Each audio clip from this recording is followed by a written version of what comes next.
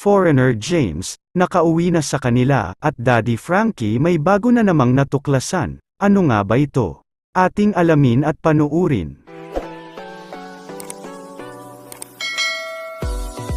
Nito ngang nakaraang araw ay umuwi ng Pangasinan si Daddy Frankie kasama ang kanyang team at si Mr. James Kuya Kano.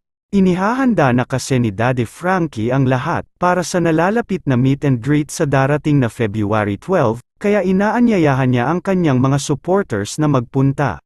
Samantala, nakiusap naman si Kuya Kano kay Daddy Frankie na magtungo sila sa dati niyang tirahan at makita ang ilang kaibigan at nanay ni Ate Laila.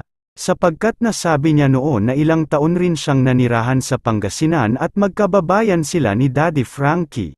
Nang mapuntahan nga nila ang dating pinagtatrabahuan ni Kuya Kano sa isang car wash shop ay muli niyang nakita ang dati niyang amo na itinuring siyang kaibigan. Nakwento niya kay Daddy Frankie na maliit lang ang kanyang sweldo noon ngunit libre naman siya sa pagkain.